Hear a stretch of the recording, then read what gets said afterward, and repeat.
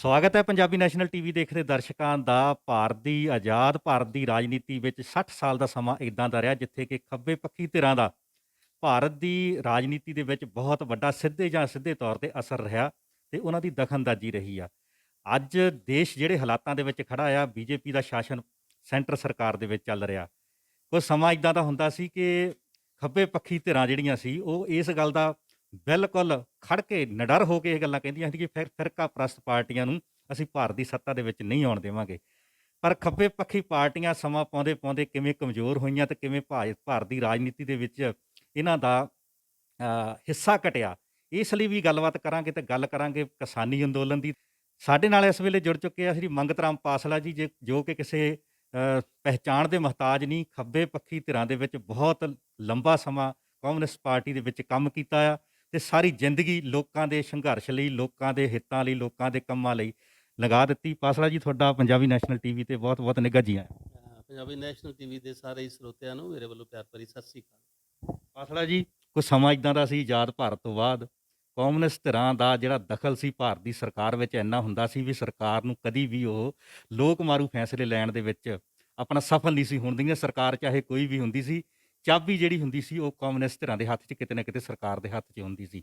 ਅੱਜ ਹਾਲਾਤ ਇਦਾਂ ਦੇ ਬਣ ਗਏ ਕਿ ਜਿਹੜਾ ਫਿਰਕਾ ਪ੍ਰਸਤ ਪਾਰਟੀ ਹਿੰਦੂ ਰਾਜ ਦਾ ਨਾਂ ਲੈ ਕੇ ਜਾਂ ਹਿੰਦੂ ਰਾਜ ਦੇ ਨਾਅਰੇ ਦੇ ਕੇ ਭਾਰਤ ਦੀ ਸੱਤਾ ਤੇ ਕਾਬਜ ਆ, ਅੱਜ ਉਹੀ ਹਿੰਦੂ ਰਾਜ ਦੇ ਲੋਕ, ਉਹੀ ਹਿੰਦੂ ਲੋਕ ਜਿਨ੍ਹਾਂ ਨੂੰ ਕਿ ਆਪਾਂ ਕਹਿ ਸਕਦੇ ਹਾਂ ਕਿ ਰੀਤਾਂ ਮੁਤਾਬਕ ਰੀਤਾਂ ਮੁਤਾਬਕ ਹਿੰਦੂ ਧਰਮ ਦੇ ਵਿੱਚ ਜਦੋਂ ਕੋਈ ਇਨਸਾਨ ਦੁਨੀਆ ਤੋਂ ਚਲੇ ਜਾਂਦਾ ਤਾਂ ਉਹਨੂੰ ਦੋ ਲੱਕੜਾਂ ਪਾ ਕੇ ਉਹਨੂੰ ਅਗਨ ਭੇਟ ਕੀਤਾ ਜਾਂਦਾ।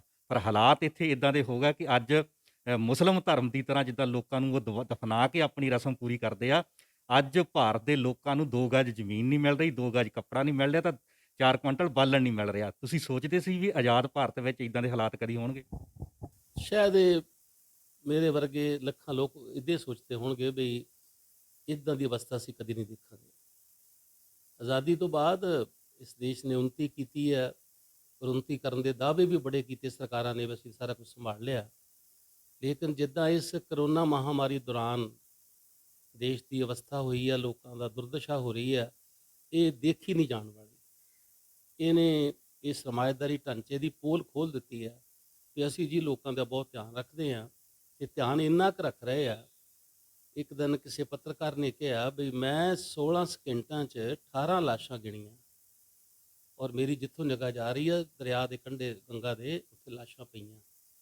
ਮੇਰਾ ਭਾਵ ਕਹਿਣ ਤੋਂ ਵੀ ਜੇ ਇਸ ਦੇਸ਼ ਦੀ ਅਵਸਥਾ ਇਹ ਹੋਵੇ ਵੀ ਤੁਸੀਂ ਲਾਸ਼ ਨੂੰ ਵੀ ਜਲਾ ਨਾ ਸਕੋ ਜਾਂ ਦਬਾ ਨਾ ਸਕੋ, ਲੋਕ ਹਸਪੀਟਲ ਦੇ ਗੇਟ ਤੇ ਬੈਠੇ ਮਰ ਜਾਣ ਔਰ ਮੁਰਦੇ ਨੂੰ ਮੋਟਰਸਾਈਕਲ ਦੇ ਵਿਚਕਾਰ ਬਿਠਾਲ ਕੇ 2 ਸਵਾਰੀਆਂ ਉਹਨੂੰ ਸਿਵਿਆਂ ਦੇ ਵਿੱਚ ਲਿਜਾਣ ਜਾਂ ਉਹਨੂੰ ਕਿਸੇ ਰੇੜੇ ਤੇ ਪਾ ਕੇ ਲੈ ਕੇ ਜਾਣ, ਮਰੇ ਹੋਏ ਡੈਡ ਬੋਡੀ ਨੂੰ, ਮੈਂ ਸਮਝਦਾ ਕਿ ਇਹ ਤੋਂ ਹੋਰ ਦਰਦਨਾਕ ਅਵਸਥਾ ਕੋਈ ਨਹੀਂ ਹੋ ਸਕਦੀ।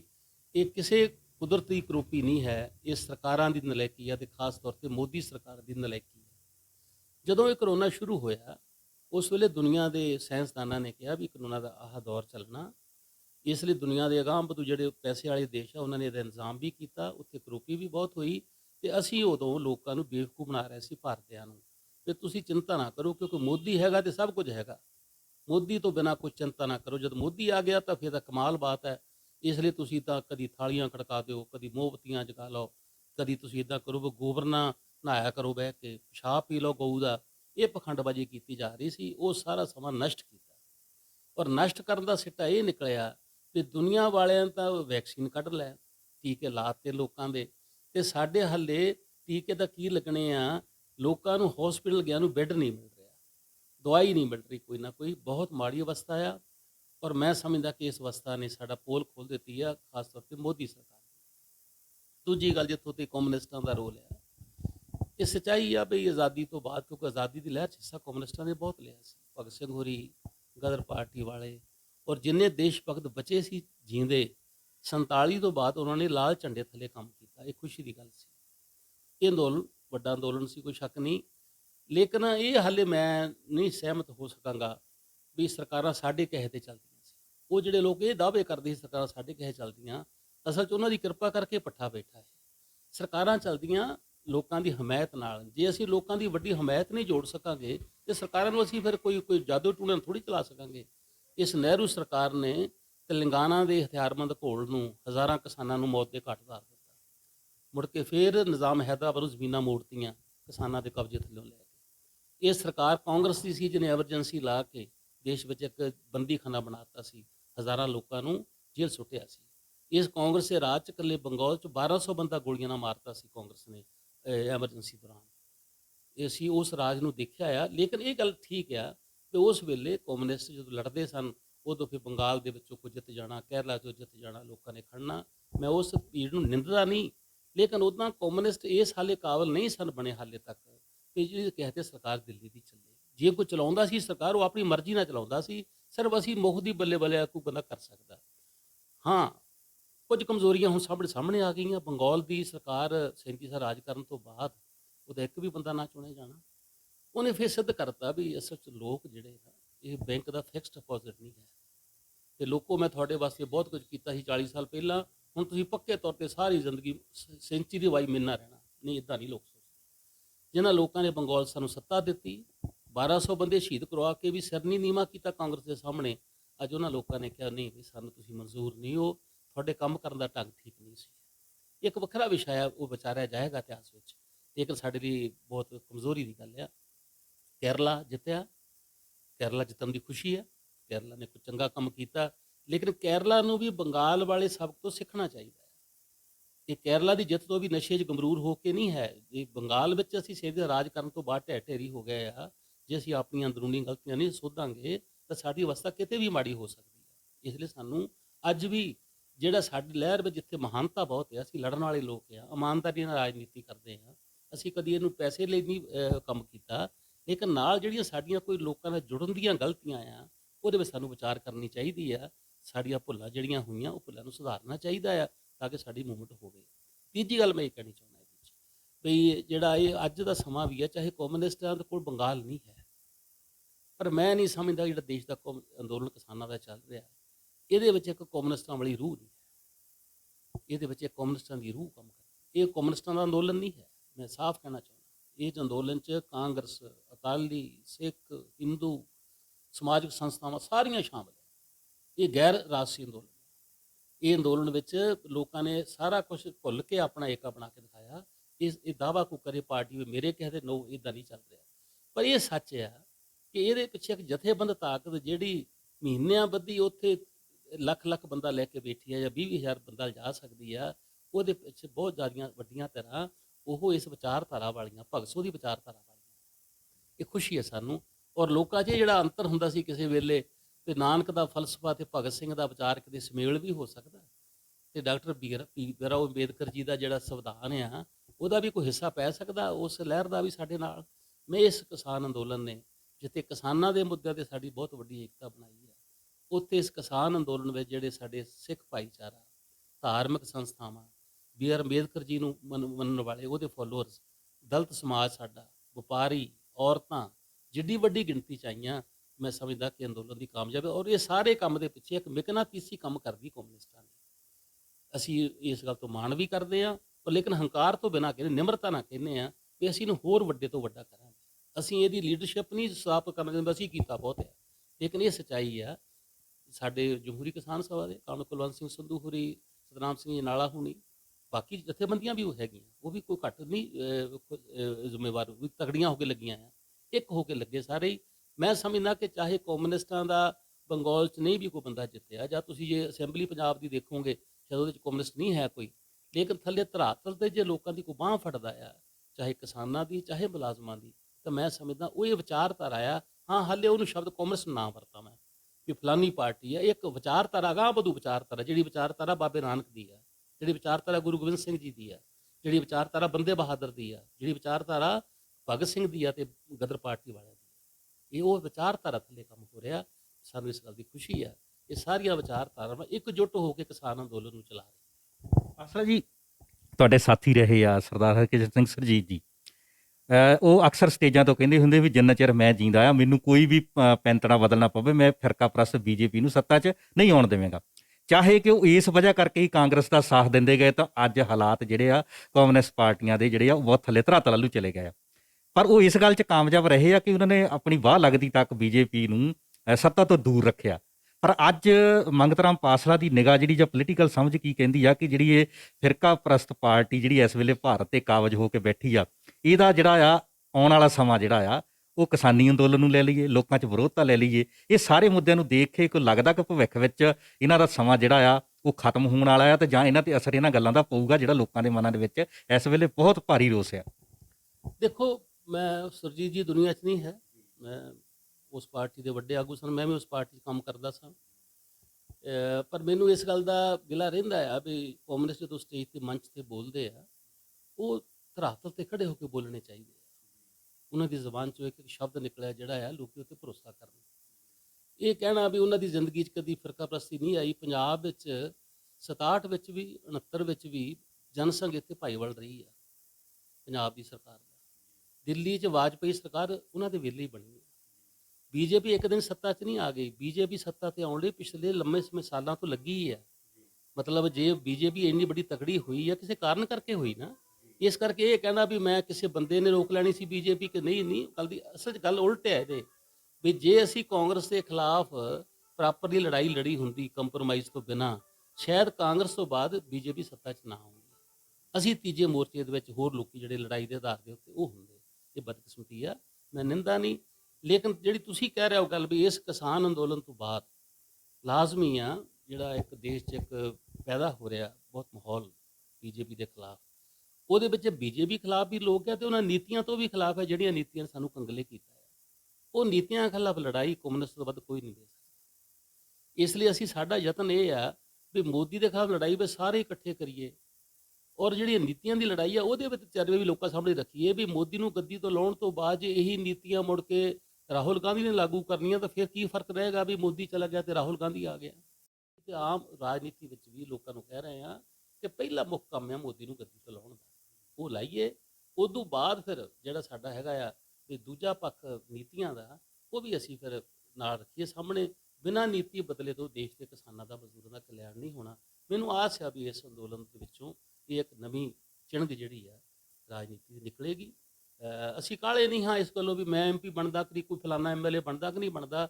ਇਹ ਦੇਸ਼ ਵਿੱਚ ਜੇ ਇੱਕ ਐਸੀ ਵਿਚਾਰਧਾਰਾ ਬਣ ਜਾਏ ਜਿਹੜੀ ਭਗਤ ਸਿੰਘ ਦੇ ਵਿਚਾਰਾਂ ਦੀ ਹੋਵੇ, ਗੁਰੂ ਨਾਨਕ ਦੇਵ ਜੀ ਦੇ ਵਿਚਾਰਾਂ ਦੀ, ਫਲਸਫੇ ਦੀ ਹੋਵੇ, ਗਦਰ ਪਾਰਟੀ ਦੀ ਹੋਵੇ, ਔਰ ਲੋਕੀ ਉਹ ਦੁਆਲੇ ਇਕੱਠੇ ਹੋ ਕੇ ਨਵੀਂ ਲੀਡਰਸ਼ਿਪ ਮਰਜ ਕਰ ਲੈਣਗੇ, ਮੈਂ ਸਮਝਦਾ ਕਿ ਇਸ ਅੰਦੋਲਨ ਨੂੰ ਇਹ ਆਸਾਂ ਬਚੀਆਂ ਸਨ। ਪੱਛਮੀ ਬੰਗਾਲ ਦੀ ਪਾਸਲ ਸਾਹਿਬ ਆਪਾਂ ਗੱਲ ਕਰਦੇ ਆ ਕਿ ਉੱਥੇ ਬੀਜੇਪੀ ਦਾ ਹਕਾਰ, ਮੋਦੀ ਦਾ ਹਕਾਰ ਹਾਰਿਆ ਕਿ ਮਮਤਾ ਜਿੱਤੀ ਆ? ਅਸਲ 'ਚ ਤੁਸੀਂ ਕਹਿ ਲਓ ਵੀ ਇਹ ਲੋਕਾਂ ਦਾ ਸਿਆਣਪ ਜਿੱਤੀ ਆ। ਲੋਕਾਂ ਨੇ ਮਮਤਾ ਦਾ ਰਾਜ ਬਹੁਤਾ ਚੰਗਾ ਨਹੀਂ ਹੈ। ਉਹਨੂੰ ਐਵੇਂ ਕਹੇ ਜਾ ਕੇ ਵੀ ਆਦਰਸ਼ਵਾਦੀ ਰਾਜ ਆ, ਕੋਈ ਐਸਾ ਨਹੀਂ। ਲੇਕਿਨ ਲੋਕਾਂ ਨੇ ਮਮਤਾ ਦੇ ਰਾਜ ਨੂੰ ਮਾੜਾ ਕਹਿ ਕੇ ਖੂਹ 'ਚੋਂ ਨਿਕਲ ਕੇ ਖਾਤੇ ਵਿੱਚ ਛਾਲ ਨਹੀਂ ਮਾਰੀ। ਇਹ ਮਹਾਨਤਾ ਲੋਕਾਂ ਦੀ। ਲੋਕਾਂ ਨੇ ਕਿਹਾ ਅਸੀਂ ਖੂਹ 'ਚੋਂ ਨਿਕਲਣਾ ਚਾਹੁੰਦੇ ਹਾਂ ਪਰ ਖਾਤੇ ਵਿੱਚ ਨਹੀਂ ਜਾਣਾ ਚਾਹੁੰਦੇ। ਇਸ ਲਈ ਲੋਕਾਂ ਨੇ, ਕਿਉਂਕਿ ਇੱਕ ਦੇਸ਼ ਪੱਧਰ ਦੇ ਉੱਤੇ ਫਾਸ਼ੀ ਕਿਸਮ ਦਾ ਰਾਜ ਹੈ ਮੋਦੀ ਦਾ, ਉਹਦੀ ਬਜਾਏ ਲੋਕਾਂ ਨੇ ਕਿਹਾ ਅਸੀਂ ਮਮਤਾ ਨਾਲ ਲੋਕਲ ਪੱਧਰ 'ਤੇ ਜਿੱਤ ਲਵਾਂਗੇ, ਅਸੀਂ ਉਹਨੂੰ ਪ੍ਰੈਫਰ ਕਰਾਂਗੇ। ਇਸ ਲਈ ਮੈਂ ਸਮਝਦਾ ਇੱਕ ਸੋਹਣਾ ਰੁਝਾਨ ਹੈ। ਅੱਗੇ ਆਮ ਤੌਰ 'ਤੇ ਕੀ ਹੁੰਦਾ ਸੀ ਕਿ ਜਿਹੜਾ ਸਰਕਾਰ ਮੌਜੂਦਾ ਉਹਨੂੰ ਬਦਲੋ, ਭਾਵੇਂ ਨਵਾਂ ਕੋਈ ਜਿੰਨਾ ਮਰਜ਼ੀ ਮਾੜਾ ਆ ਜਾਵੇ। ਐਤਕੀ ਨਹੀਂ ਹੋਇਆ।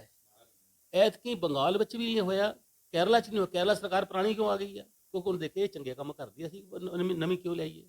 ਤਾਮਿਲਨਾਡੂ ਵਿੱਚ ਪੁਰਾਣੀ ਸਰਕਾਰ ਬਦਲ ਦਿੱਤੀ ਹੈ। ਲੋਕਾਂ ਨੇ ਕਿਹਾ ਵੀ ਜਰਨਾ ਡੀਐਮਕੇ ਨਹੀਂ ਕੰਮ ਕਰ ਰਹੀ ਬੀਜੇਪੀ ਨਾਲ ਰਲ ਕੇ, ਅਸੀਂ ਡੀਐਮਕੇ ਲੈ ਆਈਏ, ਖੱਬੇ ਪੱਖੀ ਨਾਲ ਲੈ ਆਈਏ।